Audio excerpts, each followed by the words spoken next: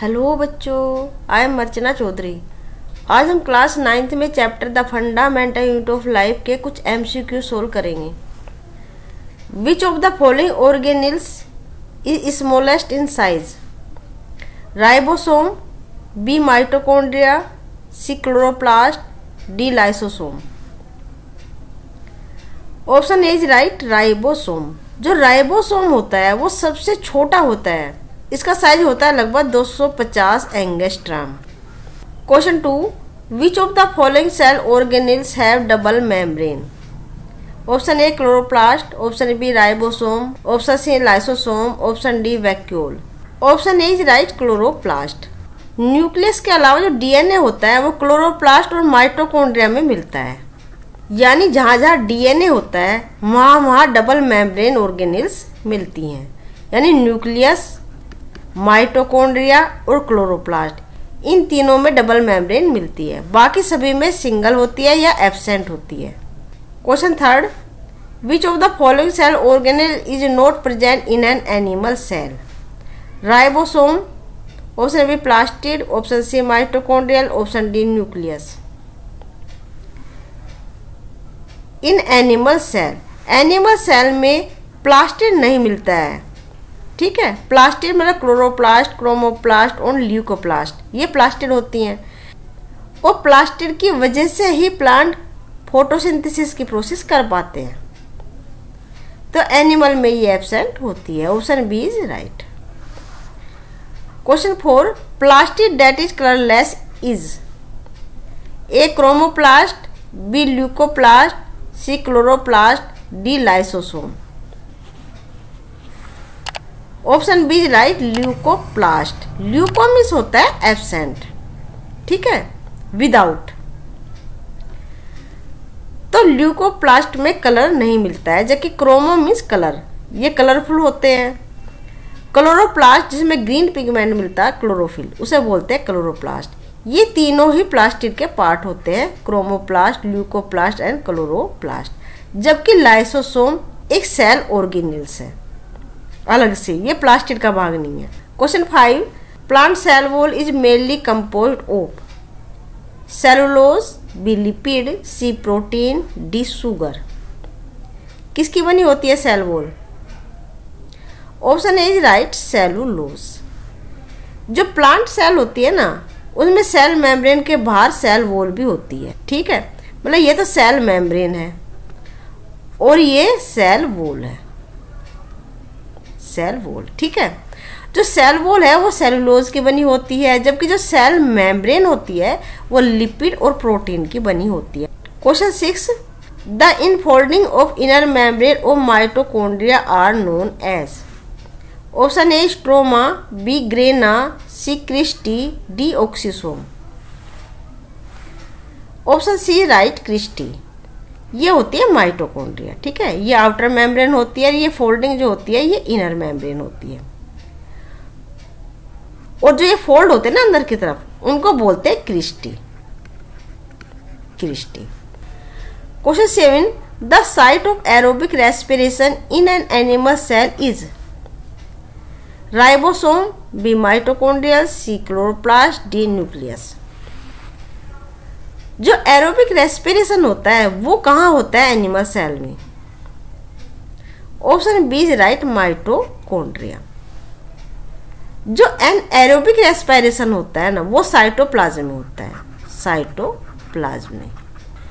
और माइटोकॉन्ड्रिया के अंदर होता है एरोबिक रेस्पिरेशन। ठीक है, तो option B is right.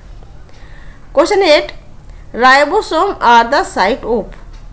A protein synthesis, B lipid synthesis, C respiration, D photosynthesis.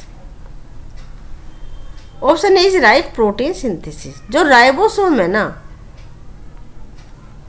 जो राइबोसोम है वो प्रोटीन सिंथेसिस में पार्टिसिपेट करते हैं। Question 9, which of the following statement is correct? Prokaryotic cell are surrounded by a cell membrane. Prokaryotic cell have a nucleus. Eukaryotic cell have genetic information. Option D, eukaryotic cell have membrane bound organelles. Option D is right, eukaryotic cell have membrane bound cell organelle. You miss होता है good और carrion miss होता है nucleus. मतलब जिसके पास जो nucleus होता है वह वेल डिफाइंड होता है और डबल मेम्ब्रेन से बाउंडेड होता है, उसको कहते हैं यूकैरियोटिक। और सभी यूकैरियोटिक सेल में मेम्ब्रेन बाउंड सेल ऑर्गेनेल्स मिलती है, जैसे माइटोकॉन्ड्रिया है, क्लोरोप्लास्ट है, एंडोप्लाज्म रेटिकुलम है, गोल्जी बॉडी है, ये सभी सेल ऑर्गेन्स उसमें मिलती हैं। जबकि जो राइबोसोम होते हैं ना, राइबोसोम वो प्रोकैरियोटिक और यूकैरियोटिक दोनों सेल में ही मिलता है। ये दो तरीके का होता है, 70S और 80S। जो 70S है वो प्रोकैरियोटिक में मिलता है, जबकि यूकैरियोटिक सेल में दोनों ही मिलते हैं।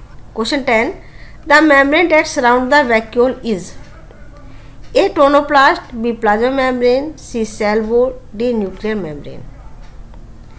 Option A right, tonoplast.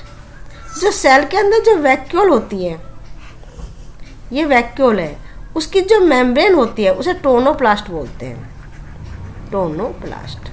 ठीक है, ये बहुत इंपॉर्टेंट क्वेश्चन है और अक्सर आता है। Question 11, the organelle involve in cell secretion is A plastid, B endoplasmic reticulum, C Golgi body, D nucleolus. Option C is right, Golgi body. Golgi body का काम जो है सिक्रीशन का होता है, ठीक है ना, क्योंकि एंडोप्लाज्मिक रेटिकुलम में जो भी प्रोटीन बनती है उसको रीसिंथेसाइज करता है गोल्जी बॉडी, और जहाँ पे जो चीज़ की ज़रूरत होती है गोल्जी बॉडी उसको प्रोवाइड करती है। तो इसीलिए मतलब एक तरह से इसका काम होता है सिक्रीशन का। Option B, plasmolysis occur due to diffusion, B endosmosis, C exosmosis, D absorption. Option C right, exosmosis. मतलब सेल के अंदर जो प्लाज्मा है ना उसका बाहर आ जाना, उसको कहते हैं प्लाज्मोलाइसिस। लाइसिस मतलब डिजेनरेट होना, किस चीज़ का, प्लाज्मा का। और प्लाज्मा कब बाहर आएगा, जबकि बाहर का जो सॉल्यूशन है वो हाइपरटोनिक हो, वो हाइपरटोनिक हो। ठीक है, तो वो एक्सोस्मोसिस की वजह से ही होगा, तो option C is right. Question 13, the solution that has higher water concentration than the cell is known as hypertonic, hypotonic, isotonic, none of these. मतलब जो बाहर का सॉल्यूशन है ना, मान लिया इसमें कोई सीड है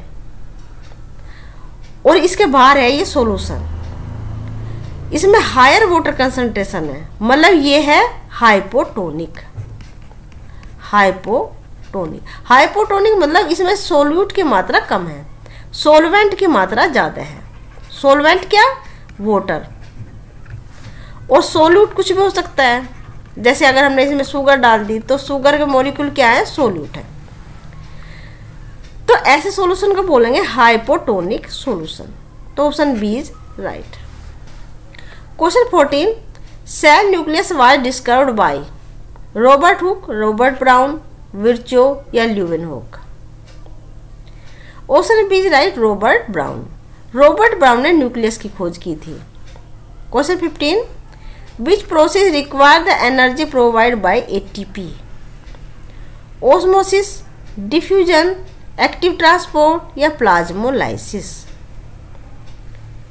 जो ओस्मोसिस और डिफ्यूजन होते हैं दोनों ही हायर कंसंट्रेशन से लोअर कंसंट्रेशन की ओर फ्लो होता है किसी भी मॉलिक्यूल का, तो उसको कहते हैं ओस्मोसिस और डिफ्यूजन। इसमें एटीपी एनर्जी की जरूरत नहीं होती है। लेकिन एक्टिव ट्रांसपोर्ट में एटीपी की जरूरत होती है। तो ऑप्शन सी इज राइट। ये ओस्मोसिस और डिफ्यूजन ये भी एक तरीके का ट्रांसपोर्ट है, लेकिन इसको बोलते हैं पैसिव, मतलब इसमें एटीपी की जरूरत नहीं होती है, सिंपली हायर से लोअर कंसंट्रेशन की ओर फ्लो होता है। Question 16, cellular respiration is related to dash dash as dash is related to chloroplast. Mitochondria light, B mitochondria photosynthesis, C chloroplast light, D chloroplast photosynthesis. Cellular respiration is related to mitochondria as photosynthesis is related to chloroplast. So option B is right. Question 17, lipid molecule in the cell are synthesized by smooth endoplasmic reticulum, rough endoplasmic reticulum, C Golgi body, D ribosome. Option A is right, smooth endoplasmic reticulum. जो nucleus होता है और बाहर होती है cell membrane, तो nucleus से लेके सेल मेम्ब्रेन तक जो स्ट्रक्चर होती है ना, जो स्केलेटन बनाती है सेल का, उसको कहते हैं एंडोप्लाज्मिक रेटिकुलम। और जो ये एंडोप्लाज्मिक रेटिकुलम है ना, उसमें कुछ दानेदार स्ट्रक्चर मिलती है जिसको बोलते हैं राइबोसोम। ठीक है, तो ऐसी एंडोप्लाज्मिक रेटिकुलम को बोलते हैं रफ एंडोप्लाज्मिक रेटिकुलम, क्योंकि इस पर राइबोसोम होते हैं, इसलिए इसका काम होता है प्रोटीन सिंथेसिस का। और जिस पे राइबोसोम नहीं मिलते हैं उसे कहते हैं स्मूथ एंडोप्लाज्मिक रेटिकुलम। स्मूथ मतलब चिकनी, क्योंकि वो रफ नहीं दिखती है ना, रफ तो राइबोसोम की वजह से दिखती है और राइबोसोम उसके ऊपर है नहीं, तो इसका काम होता है लिपिड सिंथेसिस का। ठीक है ना, तो option A is right. Question 18, a cell that contain a large central vacuole is plant cell, animal cell, bacterial cell या ईस्ट सेल। तो option A is right, plant cell. जो प्लांट सेल होती है ना, उसमें एक लार्जर सेंट्रल वैक्यूल मिलती है, ऐसी ये सेल है और इसमें ये वैक्यूल मिलती है बड़ी सारी। इसकी वजह से जो न्यूक्लियस है वो एक साइड आ जाता है। जितना भी एक्स्ट्रा मटेरियल होता है ना, वो सब इसमें इकट्ठा होता रहता है और ये प्लांट को टर्गिडिटी प्रोवाइड करती है, ताकि एक बड़ा सा प्लांट जो है स्टेबल रूप से खड़ा रहता है। ठीक है। Question 19, old organelles, virus and bacteria that a cell can ingest are broken down in ribosome, B lysosome, C smooth endoplasmic reticulum, D rough endoplasmic reticulum. Option B is right, lysosome. Lyso मतलब lysis और Soma miss body, मतलब ऐसी cell organism जो किसी भी cell organelles, virus या bacteria को ingest कर सकती है, उसको कहते हैं लाइसोसोम। तो वायरस सेल ऑर्गेनिज्म मतलब डैमेज होती हुई सेल ऑर्गेनिल्स, वायरस और बैक्टीरिया को इंजेस्ट करता है lysosome. Question 20, a slide of human cheek cell is stained with methylene blue and mounted in glycerine. Which of the following cellular organism would you be able to see under a microscope?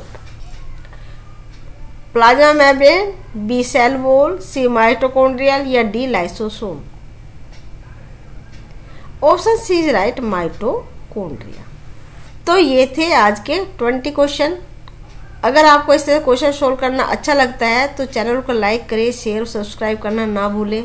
मिलते हैं next lecture में कुछ MCQ के साथ। Till then bye bye, be happy and take care.